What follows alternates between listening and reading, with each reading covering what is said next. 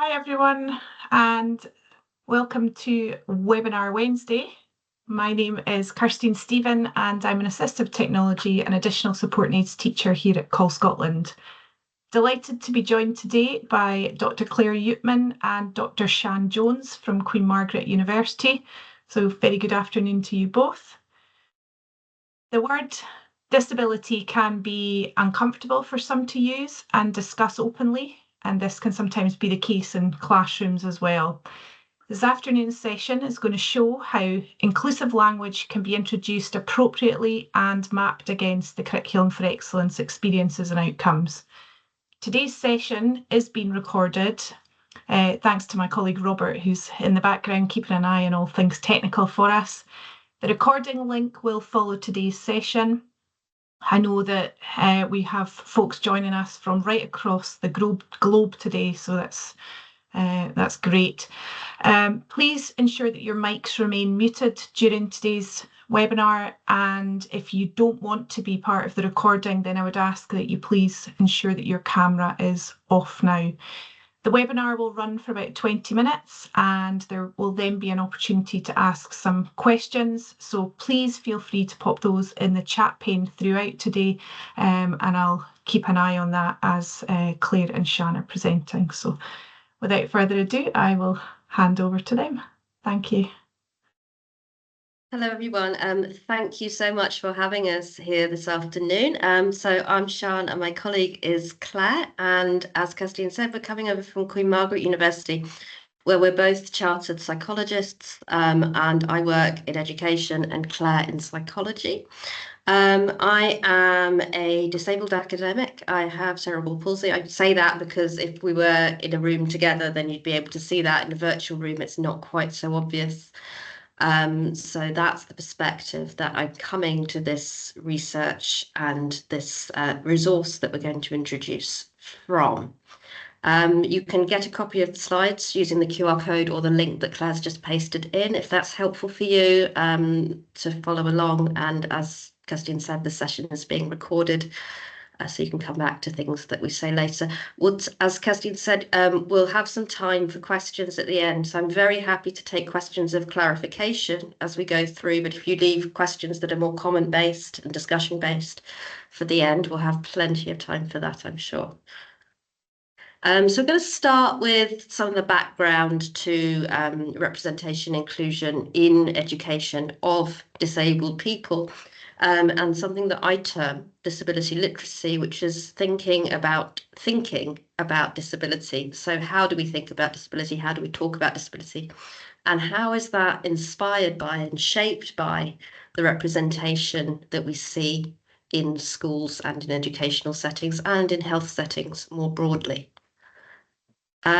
So the way that we're framing disability to start with is from the Equality Act. So we're thinking about disabled children and adults who have a mental or physical impairment that's lasted more than 12 months and has a significant impact on their ability to take part in day-to-day activities or to carry out day-to-day activities. So we're talking about 11% of UK children, as highlighted by the DWP in 2023. We're not framing disability in line with a medical model, which would see the disability as synonymous with the impairment. Rather, we frame disability in line with social and affirmative models. I'm going to assume some general familiarity with this and whiz through it, but I'm very happy to come back to it if that's not the case. So from a social and affirmative model perspective, we're seeing disability as separate from the impairment, and the attitudes and environments being what may disable. So not providing BSL interpretation to somebody who uses signed languages, not providing screen readers to somebody who is blind, for example, will be examples of ways in which the environment might disable somebody who has an impairment. So we're separating out the two. And one of the ways that we're thinking about disability is in terms of how children can or can't see themselves represented in their environments. We also draw on something called the affirmative model, which is from the early 2000s and tries to celebrate the identity and voice of disabled people, so thinking about disability culture and embedding that into the way that disabled people are represented. Why are we doing this? Why are we bothering? Well, Scotland has a rising level of hate crime, and that hate crime doesn't come from nowhere. And we reason as psychologists, as we want to do, that this discrimination could come from attitudes that children develop based on the information that they have or that they don't have as they grow up and as they're learning about what it means to be disabled, what it means to be non-disabled, and the attitudes that they develop as a result of that. So we're basing this on the premise that at least some of disability hate crime might be grounded in attitudes that we develop as we're children and that mature as we become adults. For those of you working in education, I know that's not everybody, so again, I'm going quite quickly, but I'm very happy to come back to this. The only curriculum where disability is explicitly there is the curriculum for Wales in 2022, where it's one of the subscriptions for learning, and this embeds what we call a mirrors and windows approach to protected learning about people with protected characteristics, and specifically mentions disability. So in Scotland, the closest we're going to get is one of the health and well-being experiences, which says that I recognise each individual has a unique blend of abilities. We're not even using the word disability in that curriculum. So we want to change that. And we want to teach children about disability and about ableism. I briefly mentioned the mirrors and windows approach, and one person who's done a lot of research on the mirrors and windows in educational settings is Favaza, and with his colleagues, he's looked at the ways in which disabled children are represented, or disabled people are represented in resources.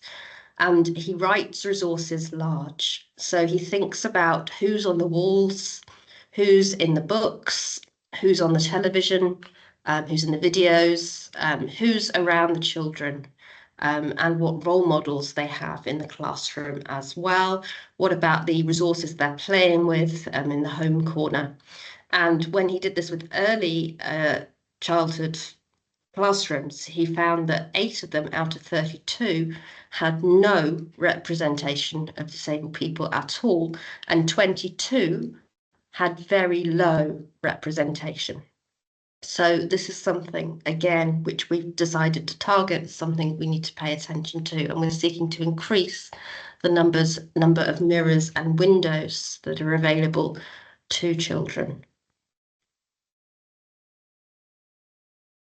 We want to stop at this point and to ask you, how easy is it for children for whom you have responsibility to see disabled people represented in your professional environment?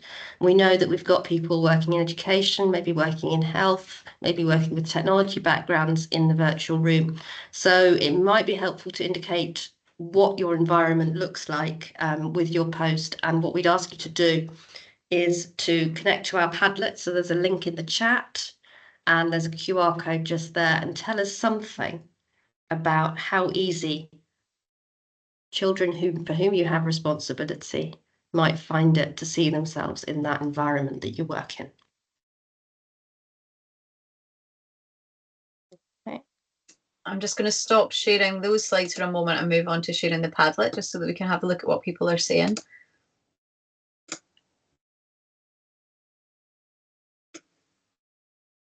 Okay, hopefully that's worked. Can you see that, Sian?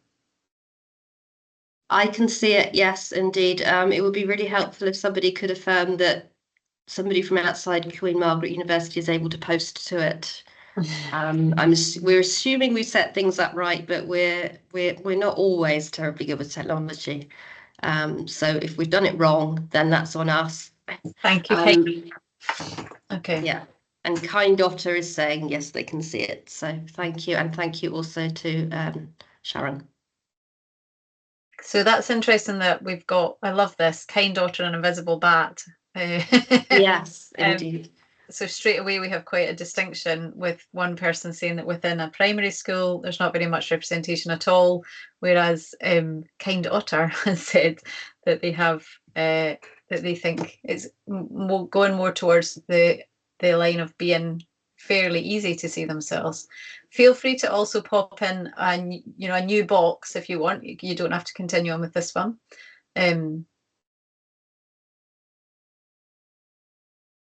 Okay, respectful rabbit. I love these. Who comes up with these?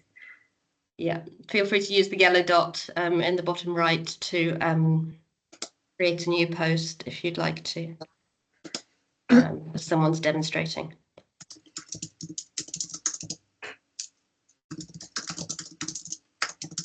Yeah.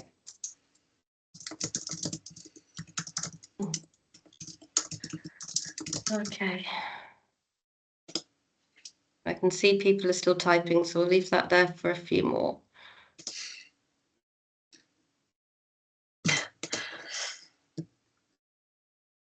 Okay, that's me. I'm a hopeful fly, apparently. I've just popped that in just to remind people, thinking about all the resources and the environment around the children that you're working with. So thinking about, as Sian was saying, that for Vaza was looking at the images on the walls, the books that might be available in the classroom, things like the images that are available, the images that you might use in teaching resources, those sorts of things. Symbols are that's another good example. The symbols for AAC users, however, generally low representation throughout the school. And that's something that we find quite a lot, is that there can be higher representation, but it's very tailored for specific groups of students that they think need it, rather than it being general representation of all throughout the school environment. So essentially the only people who need to see disability are disabled people. The other non-disabled people don't need to see it. So it's that as well, thinking about those sorts of things. So working in education, a community environment. So displays to celebrate neurodiverse individuals. And generally, though, many young people, I feel, would find it difficult to see how they fit. Yeah. Okay. Provide awareness training, but very little other representation within the classroom. Again, I think that's something that we see quite a lot, that we have very tailored representation and very specific resources, or very specific areas. Okay, I'm going to stop this now and move back onto our slides. Thank you for sharing those. Feel free to continue adding things to the Padlet as we go. Some people like to come back and add things as they think of them, and it's really helpful for us to get an idea. At some point we need to do a study, Sian, of all the times we ask that question, to see where people lie with that. Okay, there you go, that's you back again. Thank you, Claire. So the point that I want to underline, based on my experience, is that silence around this is unhelpful. And if we don't give children the language, if we don't allow them to see other disabled people, and I've seen on the Padlet that some of you are actually enabling meetups, and that's brilliant. But if we're not allowing them to see them at all, then they're going to make their own minds up among their own conversations about what disability might be. And one example of this, which has come from a book called Kidi, which I absolutely love, by Elmer Nicol, is two neurodivergent children talking to one another and trying to work out what SEND means. And they come to the conclusion, well, it's special educational needs and disabilities. But why can't they just say disabled? Maybe it's because they want to send us away. And it's those kind of connotations and associations and myths around disability that we'd like to try to break through, and to give children a more positive way of talking about disability, and talking about disability as part of the normal frame of human diversity. So that's why we're building up mirrors and windows. Quick links for anyone who's in education. This has got links to the National Framework for Inclusion around ensuring that learners aren't marginalised or stigmatised, and around promoting belonging and equality in the classroom. And it's also got links to the recently written Professional Learning Framework for Equalities. So that's on the next slide. and thinking about rights and equalities and relationships, and disability has actually been put right at the centre of that model. So those are just quick links. If you need to hang pegs on this work as to why you're doing it, there's very clear links to this. And one important thing to note about all these mirrors and windows that we're about to throw at you is that all of them are linked and embedded into the early first and second levels of the curriculum for excellence at the moment. So the benchmarks that they target are ones that you'd have to target anyway, rather than giving you a lot of extra work in order to meet a lot of extra and additional benchmarks. These are ways of embedding this learning into the existing curricula. Okay. I'm going to take over from you now. You've a break. So I'm Clare Uytman. I'm just going to take over from Sian and take you through some of the resources that together we've been developing over the last couple of years. We've been testing these in classrooms, and we've been working with teachers, educators, disabled adults, parents of disabled children. They've all been involved in helping us kind of co-create and develop these resources so that they have become what you see now. I'm just going to start by introducing you to our website, which you'll be able to have. I'm just going to copy that link and pop into the chat for you. Everything that you see today is available free of charge on our website. So you can go and download it. You can have a look at it. You need to register with the website just to kind of let us know who's looking at it and what it's being used for, just to help us get an idea of where it's going. But everything's there free of charge. One of the things I'm going to be talking about quite a lot is this pack, which is called the Toy Box Tales Big Chatty Pack. And the Chatty Pack is, you can basically print it out, make it like a PDF, but everything's there electronically for you. And it's full of resources to be used in classrooms. And I'm going to take you through some of those just now. Just to introduce you to our website as well, this is what it looks like when you land on it. We've made it as accessible as we can, so we've got lots of different accessibility features within it, and you'll find all sorts of resources in there, but also some links to other webinars that we've done, papers that we've written, and kind of people who have been using our resources out in the wild, so to speak.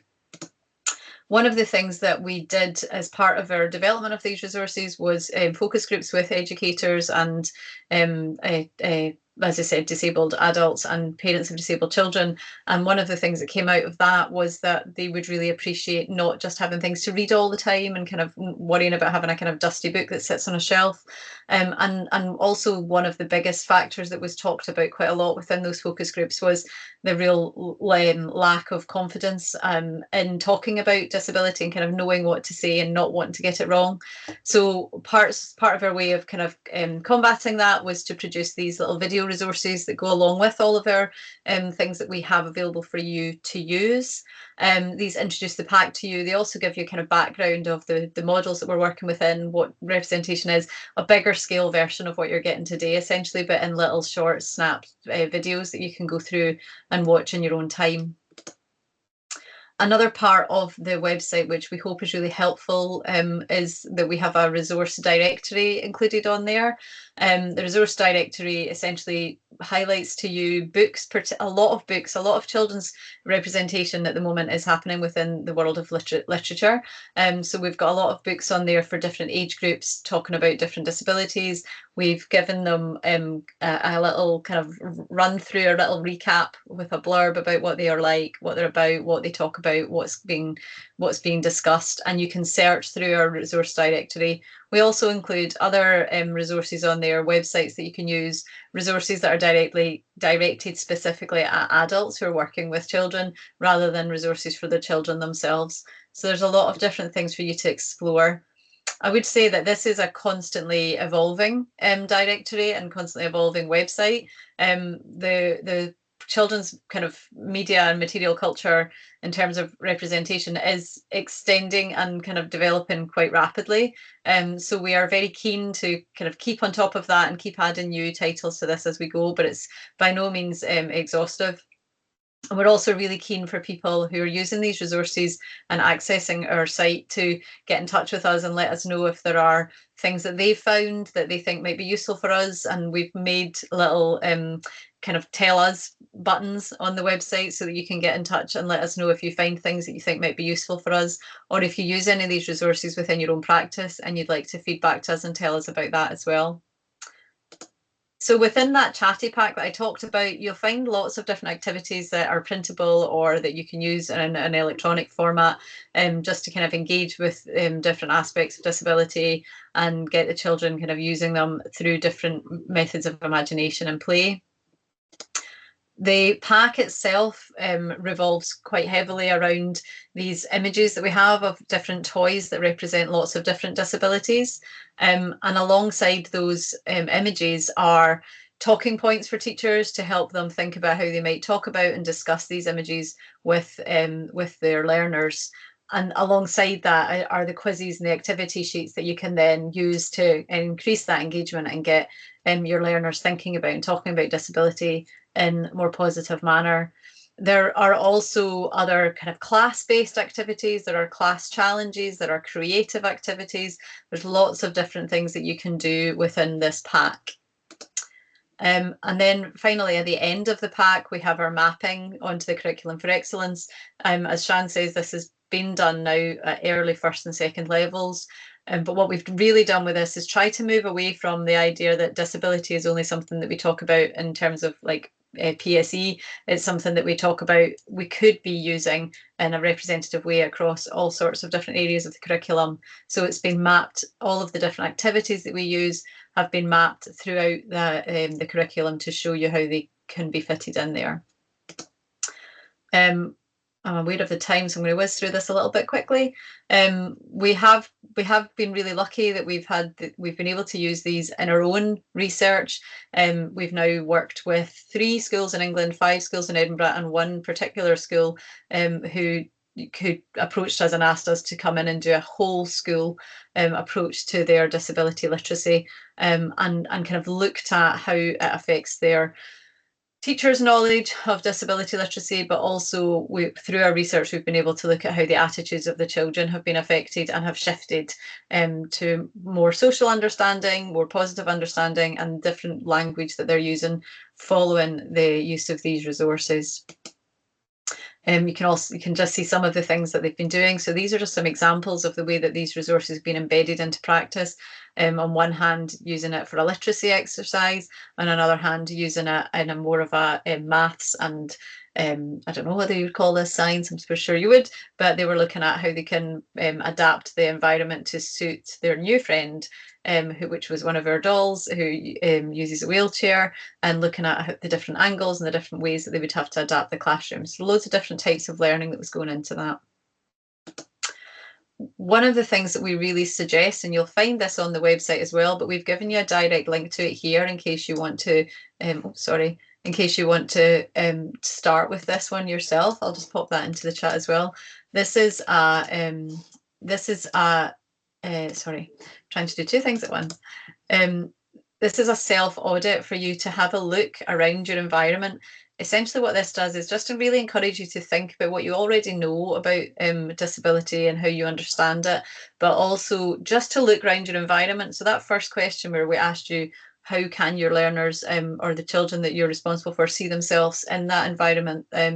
This really encourages you to look at it with quite a critical eye, and to not kind of give yourself a row for it not being very good, but to really highlight the areas that you might be able to enhance or improve, and using some of the resources that we might be able to provide for you to do that. So we really encourage people to do the self-audit and then maybe have a think about what they might do and change, and then come back and do it again in a few months' time and see where those improvements might have been made. So these are all available for you on our website for you to have a look at. So this has really been a whistle-stop tour. 20 minutes is not. Look, Sharon and I don't like doing anything in less than an hour, but we've tried to encompass as much as we can the background, the why we want to think about representation, the importance of thinking about disability literacy in an education framework, and really just trying to understand how we might practically go about improving some of these issues within the school environment. We have got a little feedback form here for you if you wouldn't mind having a look at it for us. It's just really helpful when we do these webinars. we're doing it to lots of different audiences who come with lots of different expectations, and it's really helpful for us to get an idea of how you found it, and if there's things that we could add, we're always happy to learn from you. So with that's us done. We'd like to say thank you for listening to us, and thank you to all these people on the slide here for helping us build the resources. We've now been working on this really for about 5 years, building the resources up from start to the culmination of the launching of our website this year. And we were also really pleased to have launched our first short course, a CPD short course at QMU for education professionals in enhancing disability literacy. And we just launched that on Monday. We've got our first cohort just started with us. So thank you so much for listening, and we're happy to take any questions. Great, thank you so much. What exciting week for you. Stop sharing. There you go. We'll just wait and see if anyone, please feel free to pop any questions that you might have for Claire and Sian into the chat. I was just going to say that I was just thinking as you were talking there about how much more open conversation we've even been having at home here with my own children, you know, just following like the Paralympics. Yeah. And realising that actually I thought, because I've worked in ASN settings for a long time, that my own children were quite comfortable talking, using the word disability, but actually they weren't. So yeah, it opened up a lot of discussion. So that was good. But it would have been great to have these resources to hand. Yeah. I mean, I would agree completely. Sian will know this, but when we first started doing this sort of work, we had to find children for a lot of our research, and I have those at home, so most often they have to come in and do things for me with their friends, and one of the discussions I was having as part of that with my own daughter, I was saying we were looking at toys with disabilities, and we were talking about disabled people, and she didn't use the word disability at all. She was 5 or 6 at the time, Sian, was she? And it was really interesting that she just didn't use the word disability. She only used the word difference. And it really made us reflect on the way that disability was talked about in the school curriculum, that at primary 1, primary 2, the word disability just wasn't there. It was just everybody's different, everybody's unique, and that's it. And on some basis, that might be seen as a positive, but what we've kind of found through our discussions is that actually what that does is kind of deny the kind of ableist tendencies within these structures, and it kind of denies that the kind of limitations that are often there, because we're saying, well, if everybody's different, then we don't need to worry about making things better for anybody. You know? Yeah, indeed. So it's about the structural inequalities, and the Paralympics is a really interesting one to pick up on, because the adverts for the Olympics and the Paralympics, they are totally different beasts. I'm going to stop there because I saw a hand go up, but now it's gone back down, and I'm not quite sure. Sharon. Was it Feel Sharon? free to feel free to Sharon. Unmute Sharon. Hi, I'm actually doing your short course as well, so I just kind of came on here to see if there's any magic answers. Sharon, sorry. But a lot of what we're doing in school has been around neurodiversity, and just like you were saying there, Claire, is celebrating difference. And that was my question about how do you ensure that you're still getting kids to understand that there is some disabilities that we have to make sure that we're making things better and not accepting just because that's how it is. And the other question I had in my head was about we have a pupil in school who, I think I said on the Padlet, who has a more of a visible disability, what children would view as a disability. But that individual also doesn't want to stand out, and that's where I'm hoping to work with her and her family on sort of raising a profile and more awareness. But it's just I'm cautious, and that's why I'm doing your course, because I don't feel the confidence that I do about neurodiversity. I don't have the same confidence when talking about disability. So for the first question, I'd be grounding it in the structural inequalities and in talking around accessibility. So it might involve a learning walk around your school and thinking about what is accessible to someone who is blind, what isn't. Okay. What is accessible to someone who uses a wheelchair and what isn't. And you can link that with all sorts of E's and O's and measuring and design work as well. So grounding it in the structural inequalities is where I'd go for your first question. For the second question, it's a more tricky question, but I think the importance is to embed it as early as possible and as part and parcel of normality as possible, so children see all children, all people with all different kinds of disabilities as early as possible. So it's not necessarily the case that you need to represent that particular learner and that's Yeah. it, but you're representing a full range of people who are disabled just incidentally, just on your PowerPoint slides and the worksheets and so on.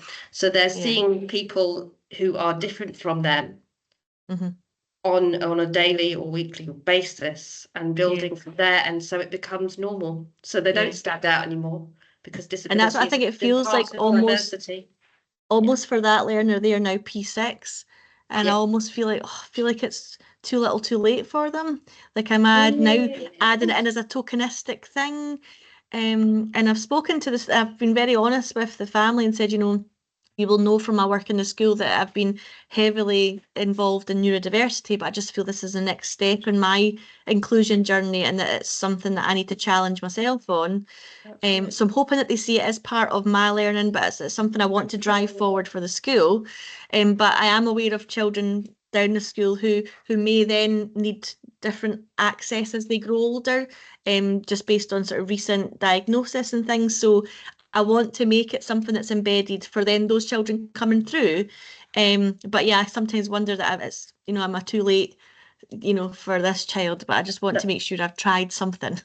Well, yeah, and for what it's worth, the fact that you're doing anything is great. You're not saying, "Oh well, that's life," and sticking them in the middle of all the children that are stigmatizing them and saying, "Well, that's tough. I can't do any more. Sorry," which is my experience of school. So teaching them about ableism, teaching them about different disabilities, even now, is going to set them up very well for high school. Yeah.